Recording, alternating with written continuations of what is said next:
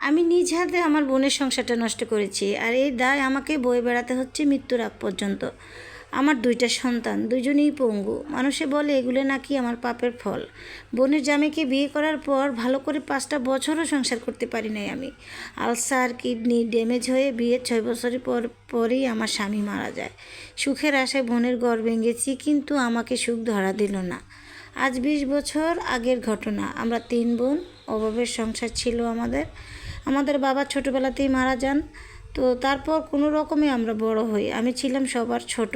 আমার বড় আপার বিয়ে হয় প্রণয় করে, তাও এক শহরের ছেলের সাথে। খুব বড় ঘরে বিয়ে হয়, কোনো কিছুর অভাব ছিল না। আপার বিয়ের পর থেকে আমাদের পরিবারের সব অভাব অনটন কেটে যায়।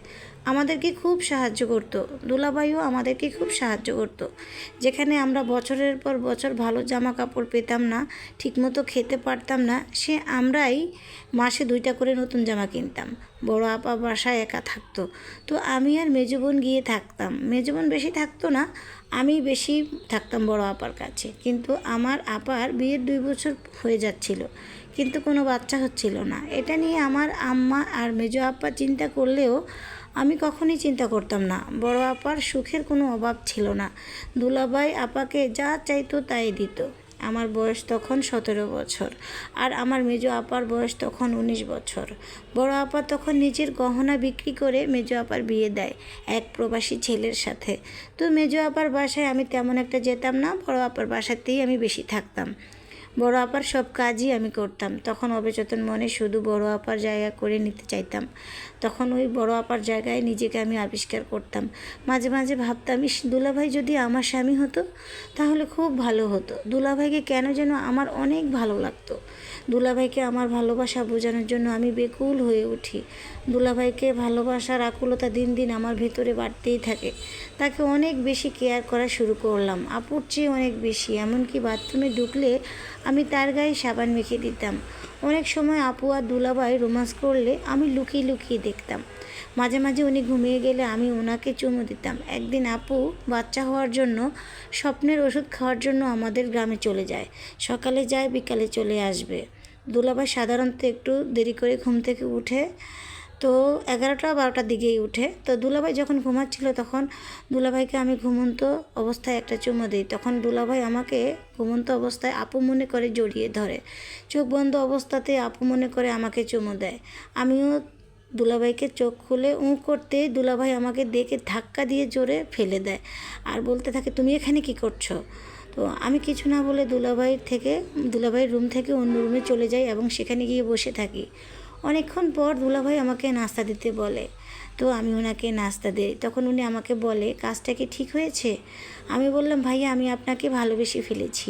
দুলাভাই বললেন, তুমি কি পাগল হয়ে গেছো? আমি বললাম, আমি আপনাকে ভালোবেসে ফেলেছি, এত কিছু বুঝি না আমি। দুলাভাই বলল, তোমার বোন যদি জানতে পারে ব্যাপারটা তাহলে কি হবে বুঝো তুমি? আমি বললাম, হ্যাঁ, যা হবার হবে, তো আমি কি করব? আমি তো আপনাকে ভালোবেসে ফেলেছি, কিছু করার নেই। দুলাভাই বলল, সত্যি কি তাই? আমি বললাম, হুম। দুলাভাই বলল, আমার জন্য কি করতে পারবে? আমি বললাম, আমি আপনার জন্য সব কিছুই করতে পারবো। দুলাভাই বলল, তাহলে আমি তোমাকে কাছে পেতে চাই। আমি বললাম, হ্যাঁ, আমিও আপনার বাচ্চার মা হতে চাই। আপা তো এখন আপনাকে একটা বাচ্চাও দিতে পারলো না। তখন দুলাভাই বলল, তুমি আমাকে একটা বাচ্চা দাও। যেদিন তুমি আমাকে একটা বাচ্চা দিতে পারবে, যেদিন আমি শুনবো তুমি গর্ভবতী, সেদিনই আমি তোমাকে সাথে সাথে বিয়ে করব। আমি তখন দুলাভাইকে বললাম, আমি আপনাকে পাওয়ার জন্য সব কিছুই করতে পারবো। দুলাভাই তখন আমাকে কাছে টেনে নিল। একথা বলে সে আমাকে জড়িয়ে ধরলো। আমাকে নিয়ে গেল এক অতল গভীর সমুদ্রে। আমাকে নিয়ে চলে গেল সে দূরও কোনো অজানায়। আমি মনে মনে স্বপ্ন বুনেছিলাম, এই সংসার কিছুদিন পর আমার হবে। আমার পরিবার যদি আমাকে বিয়ে দেয়ও, তাহলেও দুলাভাইয়ের মতো এত বড়লোক ছেলে দেখে আমাকে কখনোই বিয়ে দিতে পারবে না। রাতে আপা আসলো। আপা আমাকে জিজ্ঞেস করলো, কি করেছো সারাদিন? আমি বললাম, সব কাজকর্ম করেছি। তখন আমি আপাকে জিজ্ঞেস করলাম, আপা, তুমি কি ওষুধ খেয়েছো?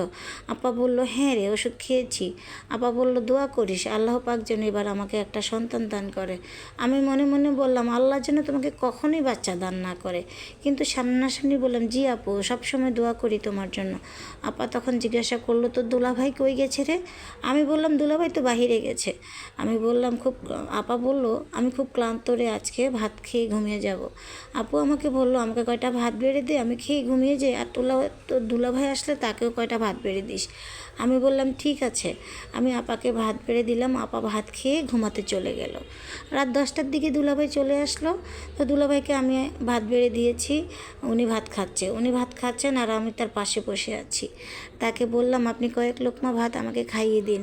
উনি প্রথমে রাজি হলো না, তারপর উনি আমাকে ভাত খাইয়ে দিল। আমি দুলাভাইকে বললাম, আমাকে কিছু টাকা দিন, আমার জামা কাপড় কিনতে হবে, আমার জামা নেই। তখন দুলাভাই বলল, তাহলে আজ রাতে দরজাটা খোলা রেখো। আমি বললাম, আচ্ছা ঠিক আছে। তখন তিনি আমাকে 2000 টাকা দিলেন, আমি রাত্রে দরজা খোলা রাখলাম। গভীর রাতে তিনি আমার রুমে চলে আসলেন। কিন্তু আমার পিরিয়ড হয়ে যাওয়াতে তার সাথে আমার কিছু হলো না। পিরিয়ড হলে সাধারণত প্যাডের কথা আমি আপাকে বলি, আপা দুলাভাইকে দিয়ে আনিয়ে দেয়। কিন্তু সেদিন আমি দুলাভাইকে বললাম, আসার সময় আমার জন্য 2 প্যাকেট প্যাড নিয়ে আসবেন। উনি রাতে ঘরের ফেরার সময় 2 প্যাকেট প্যাড নিয়ে আসলো। ইদানিং আপাকে দুলাভাইয়ের সাথে বেশি সময় কাটাতে দেই না। দুলাভাইয়ের কাছে গেলেই আপাকে বিভিন্ন কাজে বিজি রাখি আমি। আপা যখন কাছে থাকে না, তখন আমি দুলাভাইকে তার নাম ধরে ডাকি, নিচ থেকে চুমু খাই। আসলে আমার হিতে হিত বোধটুকুও চলে গিয়েছে। দুলাভাই বের হওয়ার পর এটা সেটা দুলাভাই যখন বের হয়ে যায়, তখন আমি ওনাকে এটা সেটা আনতে বলি, আর উনি আসার সময় নিয়েও আসেন, এমনকি টাকা পয়সাও দেয়। পিরিয়ড শেষ হলে আমার সাথে তার শারীরিক সম্পর্ক হয় আপার অগোচরে। দুলাভাইয়ের সাথে আপার খুঁটিনাটি বিষয় নিয়ে